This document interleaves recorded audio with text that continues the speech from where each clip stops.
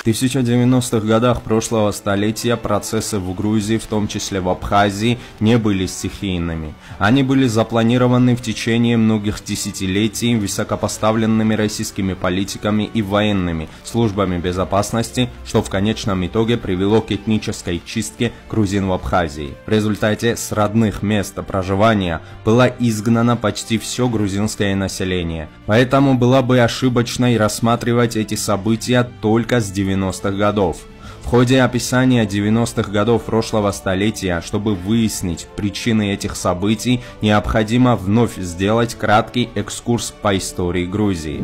Как видно в предыдущих 3 частях этого проекта, кстати, ссылки на них я оставлю в описании, упразднение государственности Грузии, отторжение Абхазии и присоединение ее к территории России всегда была целью Москвы, как при Российской империи, так и при Советском Союзе. Преемником и последователем именно этой политики является и сегодняшняя Россия. В качестве доказательства можно привести несколько фактов. В 1945 году один из высокопоставленных чиновников ЦК Советского Союза, находясь на отдыхе в Сухуми, на встрече с главой Абхазского областного комитета, недвусмысленно заявил: есть мнение объединить курорты Абхазии и Сочи и образовать единый курортный округ на Черноморском побережье с непосредственным подчинением его Москве. В 1945 году, находясь также на отдыхе в Сухуми, высокопоставленный член ЦК Компартии Паскребишев возвращается к вопросу объединения Абхазии и Краснодарского края в единую курортную зону с непосредственным подчинением Москве. Как на это посмотрят абхазские и грузинские товарищи, если объединить Сухуми, Новый Афон, Кудаута и Гагра с Сочи и создать единый курортный округ с подчинением Москве? В начале 60-х годов прошлого века в повестке дня ЦК Советского Союза был поставлен вопрос о лишении в Грузии грузинскому языку статуса государственного. Причина была приведена многонациональность Грузии. В то время это вызвало в Грузии массовую волну недовольства. Население Грузии, в том числе не только этнические грузины, своим единством смогли отстоять для грузинского языка статуса государственного языка. Однако в то время первый секретарь ЦК Компартии Советского Союза Хрущев, находясь в ярости, пригрозил грузинам: «Смотрите у меня, грузины, вот натравлю на вас абхазов».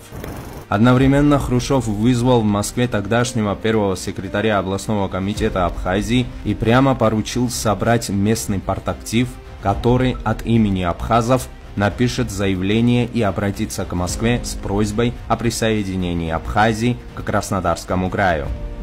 В 1961 году, цитата из доклада секретаря Центрального комитета Коммунистической партии Советского Союза Михаила Суслова, которая была засекречена и в течение десятилетий не было известно широкой публике. На сегодня-завтра грузины начнут бороться против коммунизма за независимость. Борьбу с грузинами надо начать с Абхазии. Микрелии и Сванети следует предоставить автономии. В них по отдельности надо разжечь местническое национальное чувство. Нужно убедить всех, что грузины заселены в Абхазию. Западную Грузию надо противопоставить восточной. После этого исполнить роль примирителя. Если мы посмотрим на хронологию событий в Абхазии и их последствия, можно смело сказать, что абсолютно все подпадает под так называемую доктрину Суслова. Однако не стоит упускать из вида некоторые важные факты, имевшие место до начала вооруженного конфликта в Абхазии. Еще при Советском Союзе Москва старалась придать Абхазии определенный статус государственности. В частности, в 70-х годах прошлого столетия в целях сохранения и популяризации абхазского языка было создано местное телевидение с названием «Государственная телерадиокомпания Абхазии». Сухумский педагогический институт также был переименован и получил статус Абхазского государственного университета. Все это происходило в то время, как северокавказские республики Российской Федерации были лишены таких привилегий. Кремль также активно начинает работу над реализацией политики противостояния между абхазами и грузинами. В частности, на территории Абхазии начинает действовать неписанный закон, согласно которому руководящие должности распределяются по этническому признаку, и на большинство из них назначаются этнические абхазы.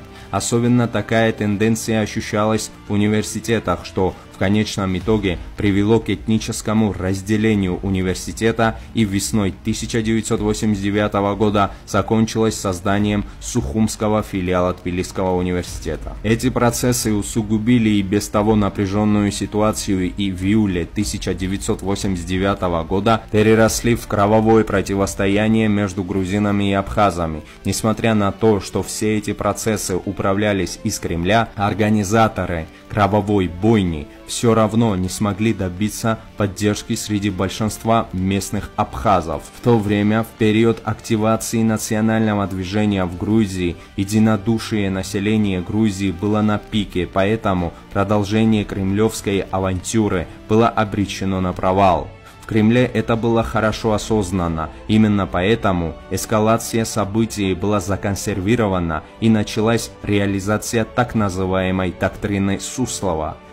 Первый президент независимой Грузии Зviad Gamsakhurdия был свергнут вооруженным восстанием, и в Грузии разразился хаос. Этим была достигнута ключевая часть доктрины Суслова. После этого процесс эскалации сепаратистского движения вновь начался в Абхазии путем организации разного рода конференций и культурных мероприятий. Российские спецслужбы начали завозить в Абхазию наемников с Северного Кавказа. Эти боевики без ведома хозяев затем тайно прописывались в дома местных грузин и периодически проходили военную подготовку на российских военных базах, дислоцированных в Абхазии. Параллельно криминогенная ситуация целенаправленно достигла пика. Участились грабежи железнодорожных торговых эшелонов. С поддержки Кремля назначением Ардзинба председателем Верховного Совета Абхазии местный законодательный орган фактически выходит из конституционного поля единой Грузии.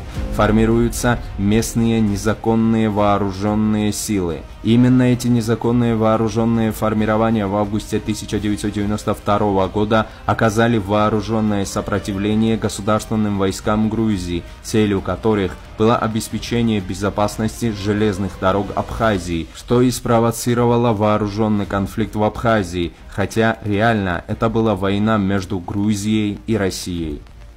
Однако вернемся все той же доктрине Суслова. Инспиратор войны Россия по своей инициативе, сразу же взяв обязательство обеспечить прекращение огня и мирное урегулирование конфликта, впоследствии предстала в роли примирителя. ООН также подтвердила это обстоятельство, и российские солдаты прибрали статус международной миротворческой миссии. Однако действия России были совершенно противоположными и способствовали лишь эскалации конфликта, а не мирному ее решению. За время боевых действий, которые продолжались 13 месяцев, по инициативе России и с ее подписью на уровне Совета Безопасности ООН, только по Абхазии было принято более 20 документов.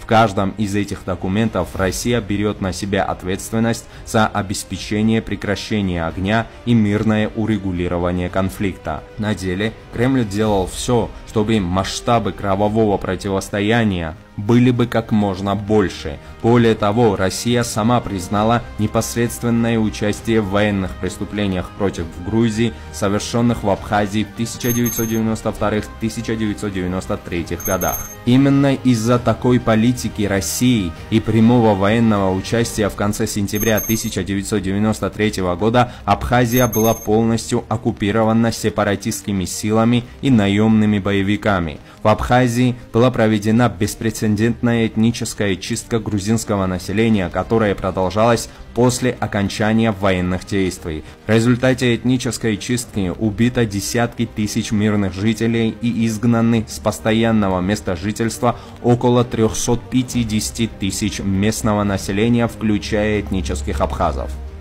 Этническая чистка грузин в Абхазии была признана Советом Европейской безопасности и сотрудничества. В каждой резолюции Совета безопасности ООН по Грузии, где стоит и подпись России, Указывается безоговорочное право беженцев на возвращение в свои дома в Абхазии. Несмотря на такие обстоятельства, российские власти не признают территориальную целостность Грузии. Более того, в 2008 году Россия признала Абхазию как независимое государство. Ни одно государство в мире, кроме пары российских сателлитов, это Никарагуа, Венесуэла и крошечный остров Науру в Тихом океане, который финансово поддерживает Россия, не признает независимость Абхазии и считает ее неотъемлемой частью Грузии. На самом деле, это так называемое признание не что иное, как оккупация Российской Федерации территории Грузии, что также подчеркивается международным сообществом. Как видим, Абхазия, начиная с ее преисторических времен, всегда была органичной частью единой Грузии. Более того, когда в истории Грузии были трудные времена и она была разобщена на несколько княжеств, процесс объединения начинался именно с Абхазии. Именно грузинские князья из абхазского региона начали процесс объединения Грузии, поскольку древние абхазы были грузинами и их цари были грузинами.